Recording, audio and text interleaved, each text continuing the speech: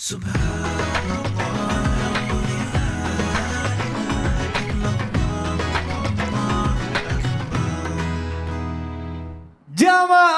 oh jamaah. Alhamdulillah. Alhamdulillah jamaah untuk yang baru bergabung gak tahu temanya apa. Nah hari ini jadi kita sedang membahas tema yang luar biasa. Temanya adalah emangnya nahan emosi di bulan Ramadan itu susah. Nah sesuai janji saya tadi saya akan memberikan lagi kesempatan untuk jamaah yang pertanyaannya insya Allah akan dijawab sama guru-guru kita dalam segmen Tanya Dong Ustadz. Kami semua tanya dong Ustadz. Baik, ini kita langsung bacakan pertanyaan dari Instagram @ilhammaulidan2002. Assalamualaikum Ustaz, Habib izin bertanya. Saya pernah mendengar hadis Rasulullah yaitu Nabi SAW bersabda, barang siapa yang menahan marah padahal dia mampu untuk melampiaskannya maka Allah Subhanahu wa taala akan memanggilnya, membanggakannya pada hari kiamat di hadapan semua manusia hingga kemudian Allah membiarkannya memilih bidadari bermata jeli yang disukainya. Wah, Ustadz Maulana senang banget. Hadis riwayat Abu Daud. Maksud dari hadis ini bagaimana ya dalam pandangan Islam? Mohon penjelasannya Ustadz. Syukron.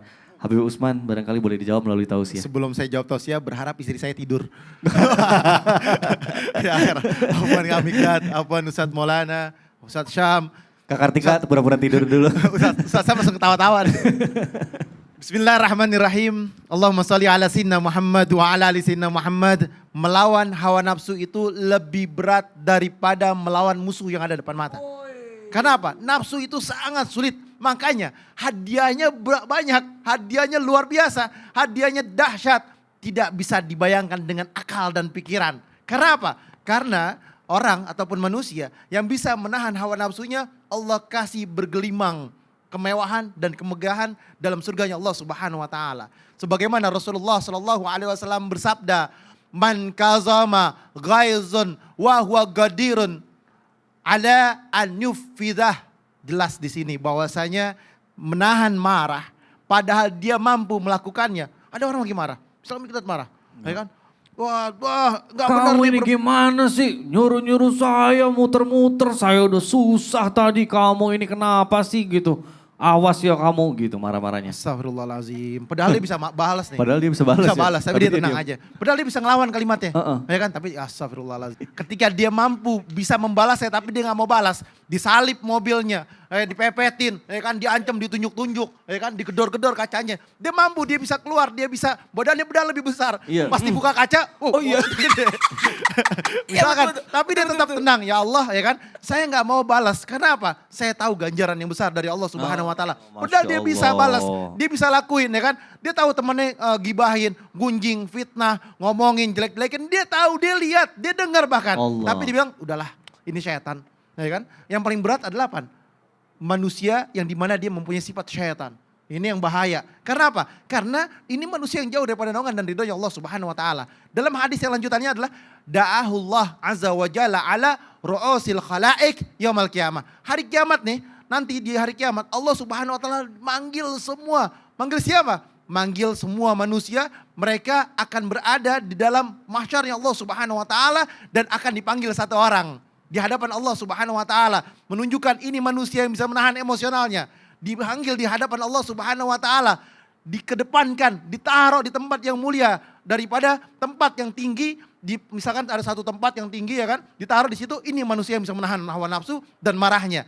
Hatta bahwasanya sehingga kemudian yukhairahullah minal huril ain masya'a. Allah menyuruhnya untuk kasih bidadari nih yang dia sukai, yang dia mau, dia pilih. Boleh ambil masuk surga, silakan pilih yang mana aja, bebas. Oh berarti saya enggak usah Enggak harus boleh tahan marah dong. aja ya. Ketika seseorang marah, ya kan, dia tenang, dia diam, istrinya marah atau siapapun marah, maki-maki, mencaci dan lain sebagainya, dia tenang. Ya Allah, ada pahala yang besar yang Allah berikan, ya kan? Apa? La takdab walakal jannah. Dia nggak marah, dia dapat surga. Di dalam surga nggak mungkin dong masuk surga doang. Isi-isinya dikasih, apa yang dia minta diberikan, apa yang dia mau dikasih. Tetapi hanya orang yang beriman yang paham. Kalau nggak beriman, apaan sih surga? Masih lama surga, ya kan? Orang yang punya hawa nafsunya kuat, dahsyat, dia akan bilang apa? Tadi tuh yang Ustadz Maulana sampaikan, nafsu dipanggil sama Allah. Ya nafsu sini, ya kan, siapa engkau siapa aku. Nafsu bilang apa? Engkau ya engkau, aku ya aku. Sama orang yang bermaksiat, yang berbuat dosa, dia bilang diri saya, tubuh saya mau apain bebas. Karena apa? Dia punya nafsu. Nafsunya nggak didasari dengan akal dan keimanan dan ketakwaan kepada Allah. Akhirnya apa? Dia berkata-kata dengan nafsunya. Diri saya ngapain ikut campur. Orang saya sendiri kok yang melakukannya. Ngapain Anda mau begini? Ya kan? Inilah nafsu yang berperan. Apa? Menjadi takabur, menjadi sombong. Menjadi merasa diri yang paling benar. Merasa diri yang paling hebat. Merasa diri yang paling kuat. Merasa dirinya yang paling benar segala-galanya. Sehingga apa? Sehingga dia mendapatkan kesesatan dan kebinasaan. Oleh karena itu, gunakan akal dan pikiran. Akhirnya berkata apa? Ya Allah, saya gak mau bermaksiat, saya gak mau berbuat dosa. Landasanku adalah Al-Quran dan hadis. Mencari ridhonya Allah. Apalagi bulan Ramadan, saya redam semuanya. Waduh, luar biasa. Selanjutnya ada pertanyaan dari Instagram @fauziai. Assalamualaikum, waalaikumsalam warahmatullahi wabarakatuh. Ustazah izin bertanya, apakah pada saat kita berpuasa namun tidak sahur, bagaimana itu Ustadz? Apakah pahala kita berkurang karena tidak sahur? Oh, Ustadz Maulana gimana nih? Puasa tapi tidak sahur nih hukumnya. Bismillahirrahmanirrahim. Kalau berbicara tentang ada orang berpuasa tapi tidak sahur. Sebenarnya sahur itu adalah sunnah. Tapi sangat disayangkan kalau kita meninggalkan sahur. Kenapa? Karena sahur itu ada keberkahan. Jangan sampai meninggalkan sahur. Perbedaan puasanya umat Islam sama umat yang lain dalam artian umat Rasulullah selain dengan kama kutiba alal ladzina min qablikum la'allakum tattaqun adalah perbedaannya kalau umat Muhammad itu sahur. Dan ada makna di balik sahur itu, keberkahan. Dan mohon maaf tanpa menggurui, niat puasa itu yang penting. Jangan sampai dia tidak sahur, dia tidak niat. Mudah-mudahan sebelum dia tidur sudah niat. Ya, sahur itu sepertiga malam ya. Berarti jam 1, jam 2, jam 3, jam 4 itu. Empat. Jadi sebaiknya, jadi kalau malam itu dibagi 3, 6 sampai jam 10 sepertiga malam pertama. 10 sampai jam 2 itu sepertiga malam ketiga. Dan sepertiga malam ketiga jam 2 ke jam 6. Tapi kan sahurnya sampai waktu sebelum azan. Jadi jam 2 ke jam 4. Sahur. Jam 2 ke jam 4. Kalau Ustadz Maulana biasanya di jam berapa Ustadz? Setengah 4. Setengah 4 ya.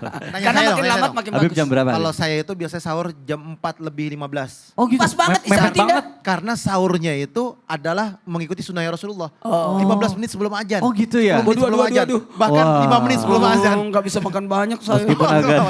Karena Rasulullah, makannya lama. Rasulullah pakai korma doang. Oh iya juga sih. Oh kalau makan korban doang ya 15 menit. Kalau saya sama rendang sama kikil jadi banyak. Oh, mohon maaf, aku banyak teman-teman. Baik. Masya Allah, baik alhamdulillah luar biasa ilmu-ilmu dari guru-guru kita. Dan insya Allah nih sekarang kita akan berdoa dan dipimpin oleh guru kita Ustaz Syam. Silakan guru. Bismillahirrahmanirrahim. Alhamdulillahi rabbil alamin. Allahumma salli ala sayyidina Muhammadin wa ala alihi wa sahbihi wa sallim. Allahumma inna nas'aluka ridhaka wal jannah wa na'udzu bika min sakhatika wan nar. Allahumma إنك عفو تحب العفو فاعف عنا اللهم إنك عفو كريم تحب العفو فاعف عنا يا كريم والحمد لله رب العالمين. Amin amin ya Allah ya Rabbal Alamin. Alhamdulillah jamaah, mudah-mudahan ilmu yang kita dapatkan di pagi hari ini bermanfaat untuk kita semua dan kita bisa mengamalkannya. Sekali lagi saya berterima kasih sedalam-dalamnya kepada guru-guru kita, kepada jamaah yang sudah menyaksikan Islam itu Indah. Akhir kata saya Mikdad Adausi mohon undur diri. Mohon maaf apabila ada salah-salah kata. Wabillahi taufik wal hidayah. Wassalamualaikum warahmatullahi wabarakatuh. Waalaikumsalam warahmatullahi wabarakatuh.